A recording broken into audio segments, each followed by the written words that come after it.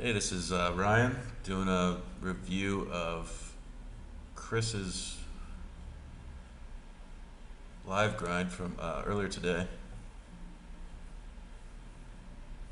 It's kind of a short video, but we'll see what kind of spots come up.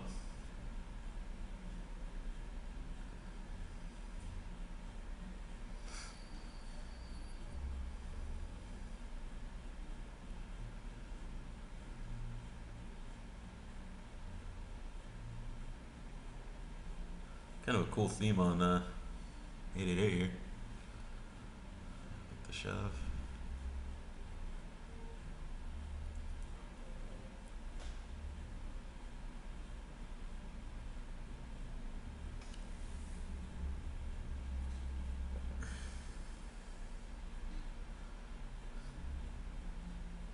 Yep, got an ISO. I like it.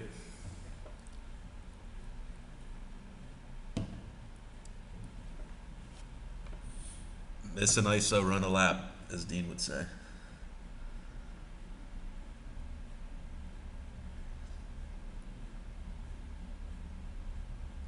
And here too, I'd probably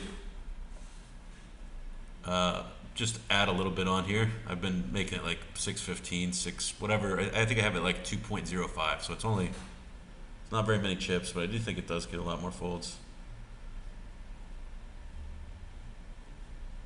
Here's an interesting spot.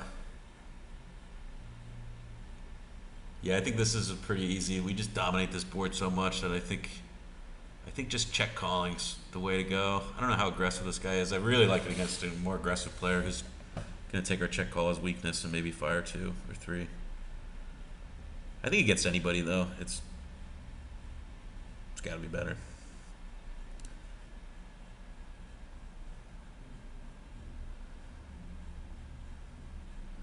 That's what we do. Unfortunately, he doesn't fire. Doesn't take the bait.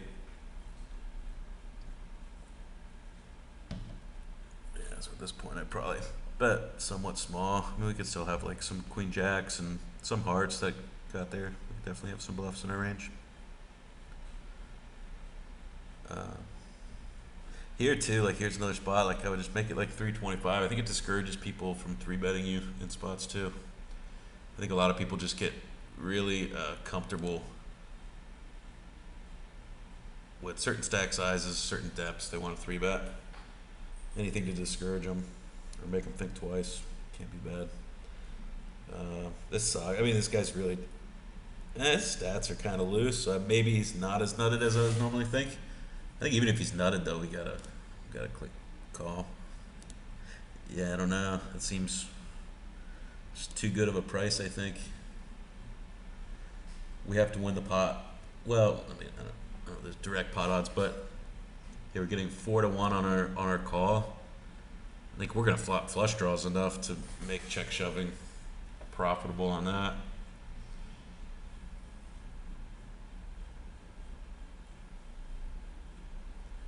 Yeah, I mean we're gonna be dominated a lot, but there's gonna be a lot of boards with like a 7 comes, and we're just gonna be able to check shove and get him off all of his ace kings, ace queens.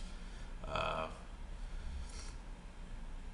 yeah, I don't know. I think we just gotta trust ourselves to put the 300 in and just make some good decisions post. Just too good of a price.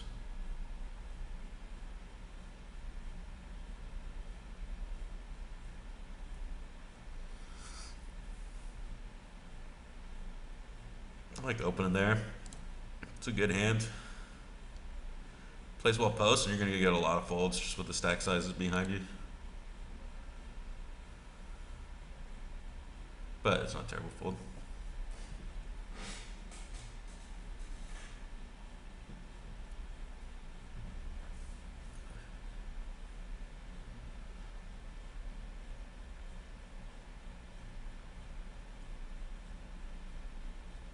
Looks like Little Fish is ready to make another FT at the big 109, twice in 1 week.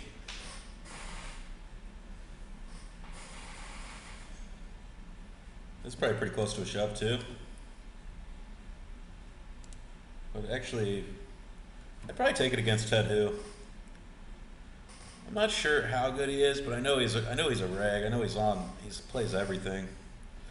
I'd expect him to try and attack these stacks down here. button, small blind, big blind enough to make this a profitable shove.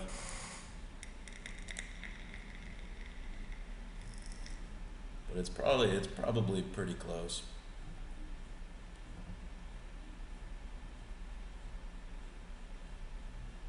I still think we have fold equity.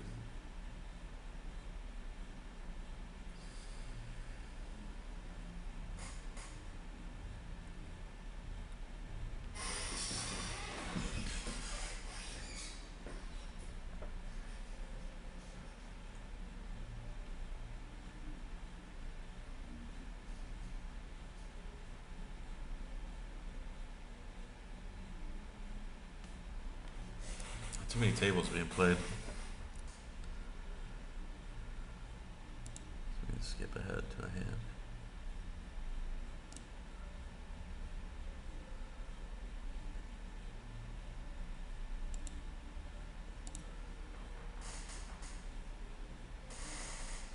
I think this is a call.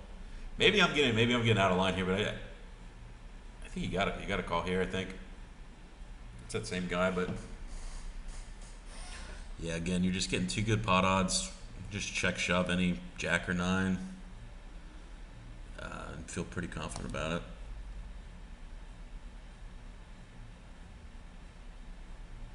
Queen 10 open.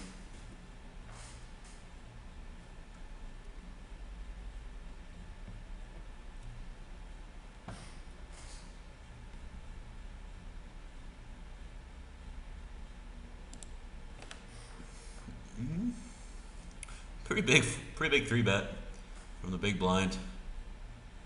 I think I would call.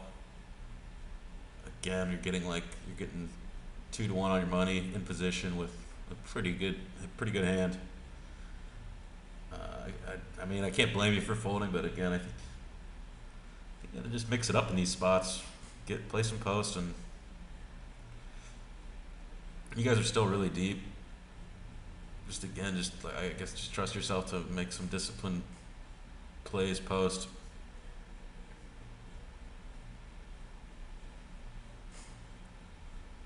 Great hand to flat over here. Not anymore.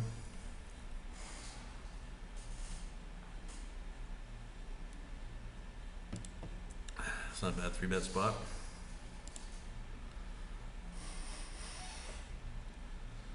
Another pretty good 3-bet spot. Yeah, that's a weird hand. I think if you're gonna play it, I think you got to 3-bet from these positions, just because it's not gonna be fun playing post with if the button or the cutoff comes along, or even the big blind really. I'd probably be more prone to flat a hand like this on the button, but in middle position, if I was gonna enter pot, I'd probably just 3-bet it, try and take control early. But I can't blame you for just folding.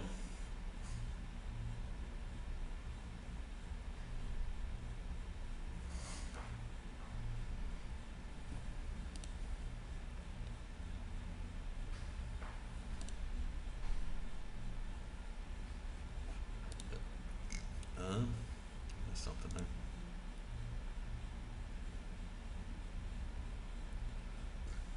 Yeah, it seems like a pretty easy shove. Especially a guy running those numbers. Let's go high five. Yeah, nice.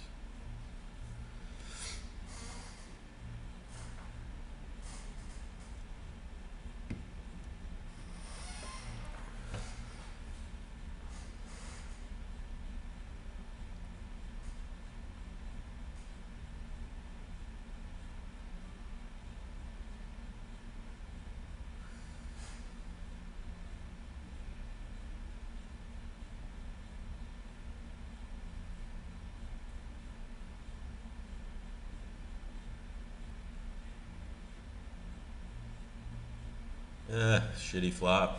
I think I would just check give up, especially to two guys.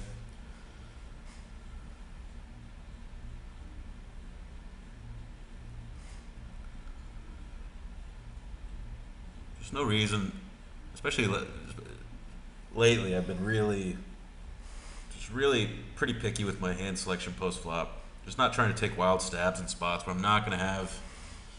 It's just not gonna turn into anything. The hand's not gonna improve itself. I'm not gonna be able to have very many good double barrel options. I'm not gonna. Just giving up the spots is just not your flop.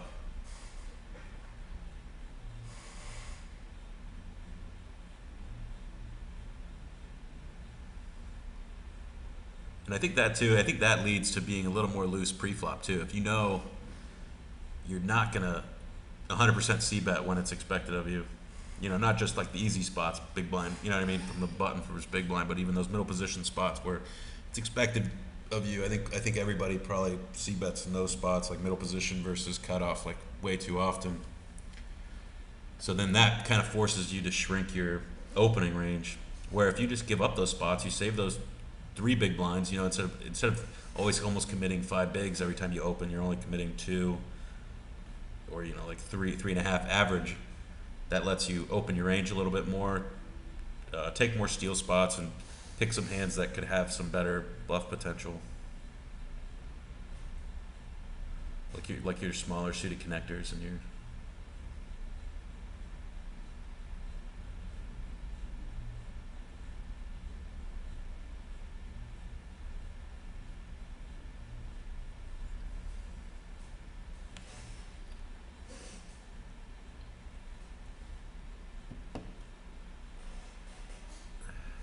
I missed what happened here. I'm guessing just open and a flat. See bet.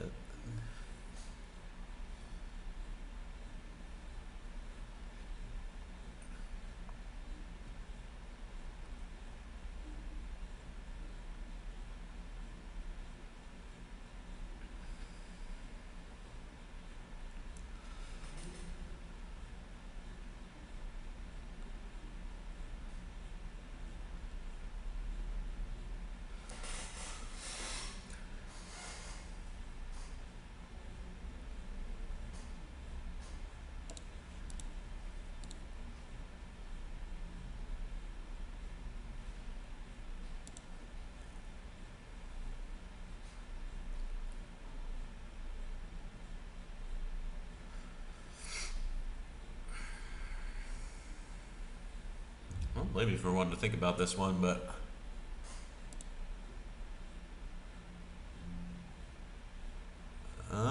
here I think I would just shove. I would just shove to avoid this spot. Like your hand's good enough. What do you got, like 24 bigs? I try to really avoid. I've really widened my like 20 to 25 big blind shove range there, just because you don't want to get in these spots and make you sick. Here though, this is weird. You just flat up pre and then. I mean, you could still definitely have like fives through like tens, and I expect him to three bet get it in with jacks pre, depending how. Yeah, what did you have, like 30 bigs?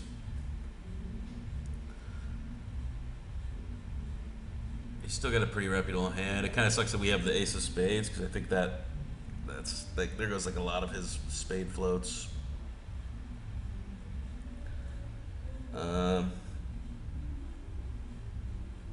Like his one spade floats, I guess. Yeah, probably just check go up.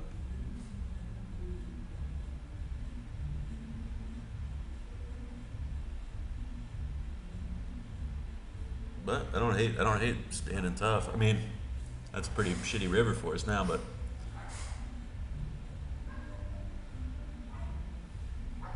'cause he does definitely have a lot of spade combos, and you just call flop.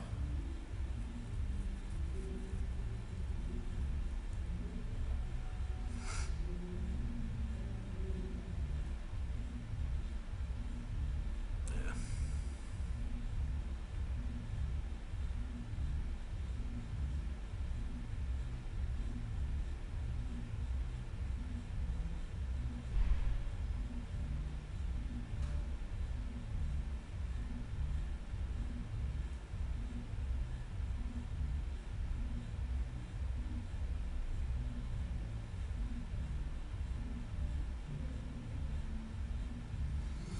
It's sticky.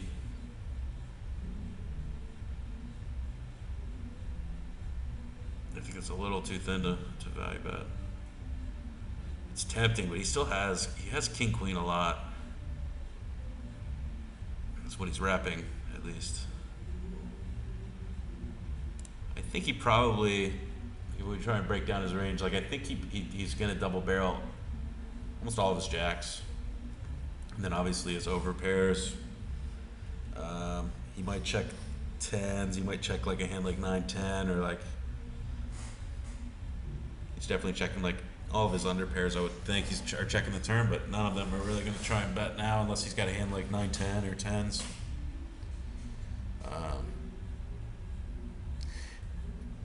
But yeah, I don't know. When guys make a sizing like this in a spot where they don't have to be, they're not that polarized to bet.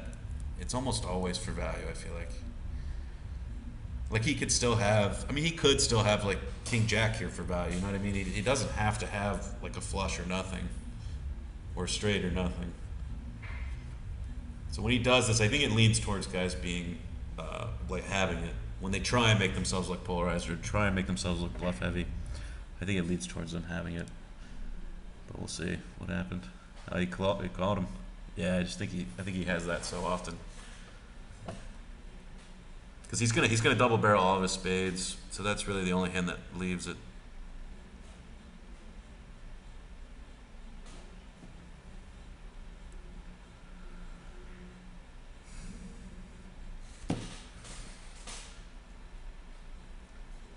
And again, it's just that old bet check bet line. It just doesn't make sense. It doesn't make sense as a bluff, really.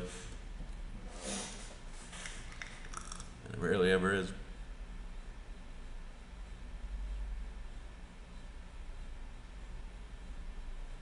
We really should be trying to. It's hard to find a spot to where you'd want to bluff after a while because it just doesn't make sense in your own head. But I guess we should probably be doing it against almost anybody who's a semi-reg. I think it's a pretty well-known thing now.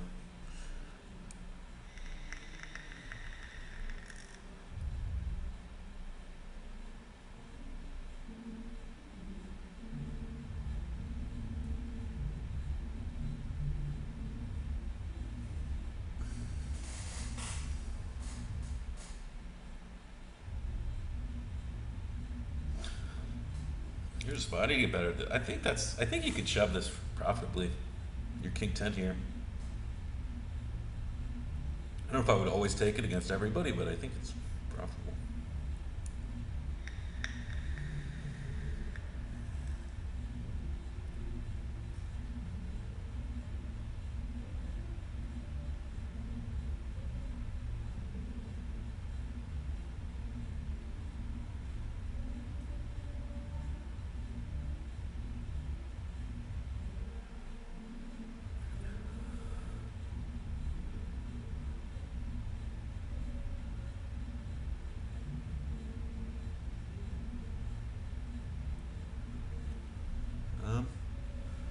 This guy seems to be running decent numbers. I think I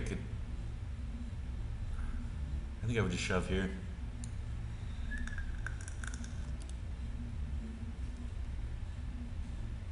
Well, I didn't see that. So he's running 0-0, but.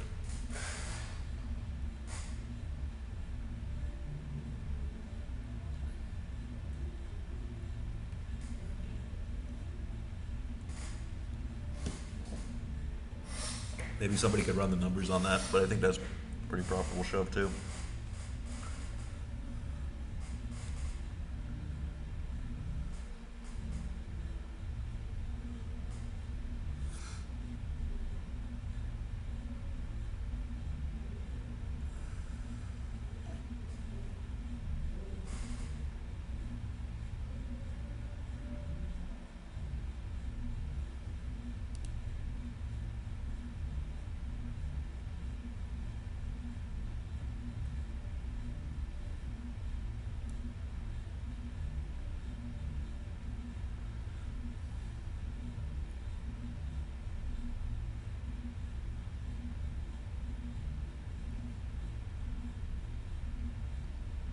Yeah, I like this spot. I think this is my favorite of the spots you've taken out of the small blind.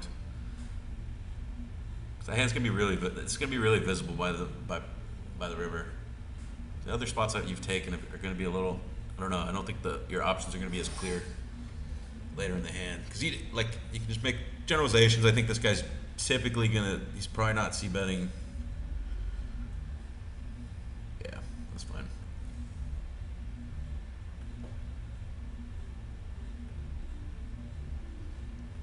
Like if he checks back the turn, then you can deduce a lot of things about his brain. It's gonna be a lot easier to make calls or folds on the river with a hand like that than some of the other ones.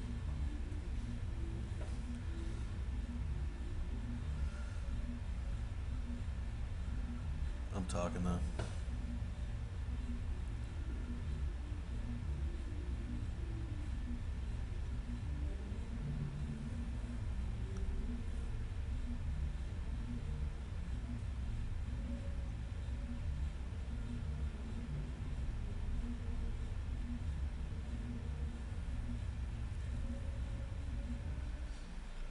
Here's another spot. I think maybe I'm getting a little too wide, but I think this is a pretty easy flat too.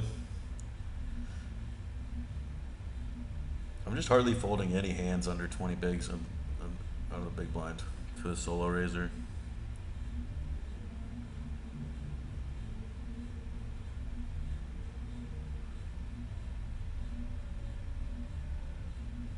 Yeah, it's a cool 3-bet spot. A hand like that's really cool too because you just always know you have the best of it when he just calls. If he just calls that ace jack, that's what makes ace jack such a good hand to 3-bet at that depth. He's just never gonna flat ace queen, ace king, outside of traps obviously. But yeah, this looks like a pretty easy bet call, I think.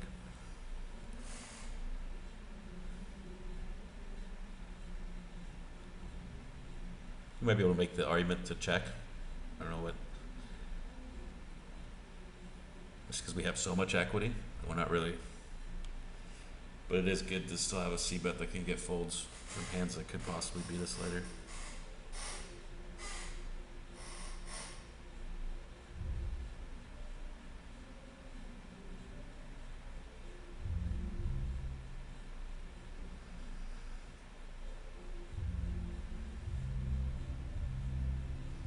Yeah, okay, cool. Yeah. Whoa, did you fold? You can't fold.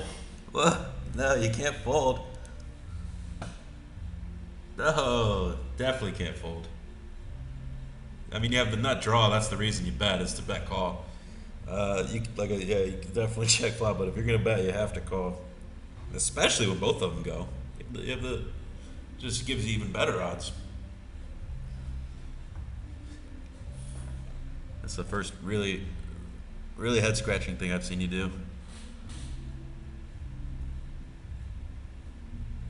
So that's good, I guess. But yeah, I don't know. Yeah, I don't know. I'm not smart enough to figure out what I could see that checking the flop could have some merit, but I can't figure it out right now.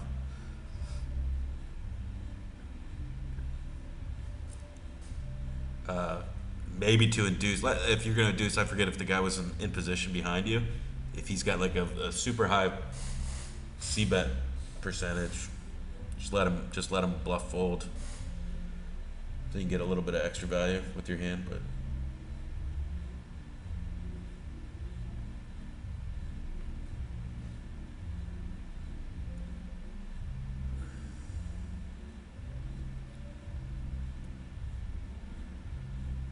This is a shove. Yeah, I think 10-6 suited is a shove there. For 9 bigs, but button. I think all your suited connectors at that depth from that position are going to be profitable. There's nobody's calling, right? So.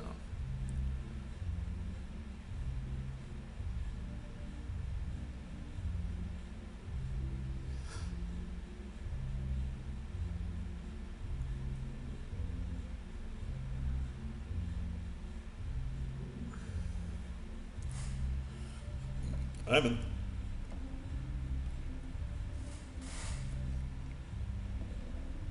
What do you think?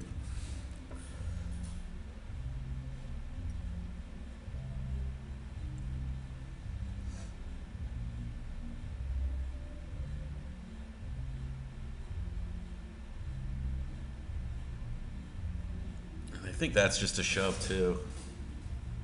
If you go back, like I realized I think I was doing this a lot too. I was so preoccupied with, not raising, but really trying to get in the habit of completing every small blind versus big blind that I started missing pretty clear profitable shoves, blind versus blind. I don't know if I went back far enough or not. Yeah, here.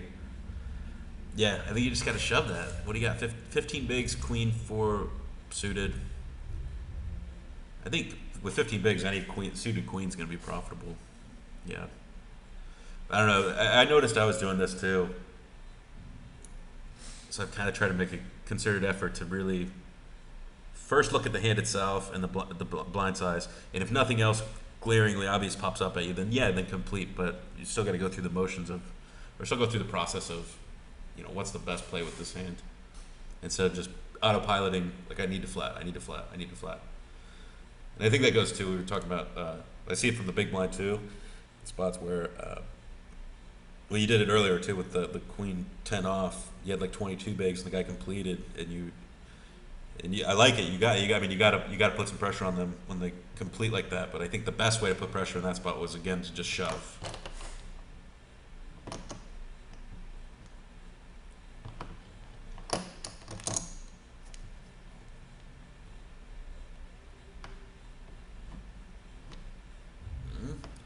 This is pretty close. I think I like to shove here against this guy too.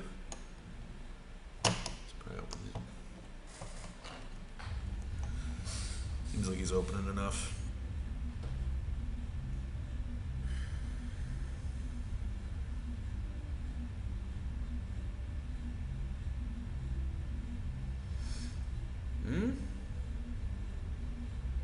This one I'm not sure about, the ace deuce. I don't know. I just feel like I get got when I shove these hands, but it's got to be profitable.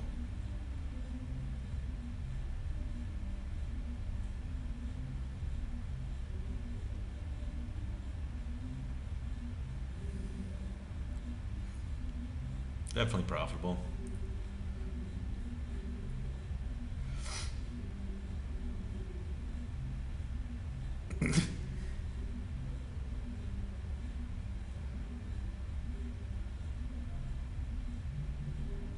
I definitely note that guy as a guy who's probably going to call right. He's going to be calling pretty accurately. You don't see that call very often.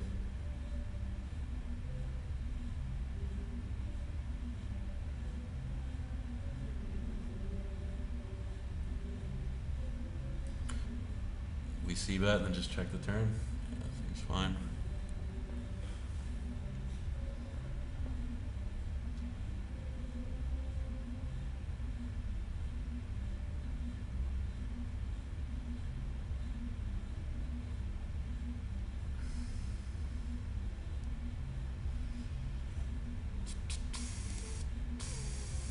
Yeah, not bad. Outside of the ace jack hands, it looked pretty good. Maybe just start maybe paying a little more attention to your blind versus blind spots. Just trying to really get the best. Just trying to decide the best way to apply the pressure, not just blindly applying pressure. Outside that, though, it seemed like he played pretty solid. So good stuff, man. Later.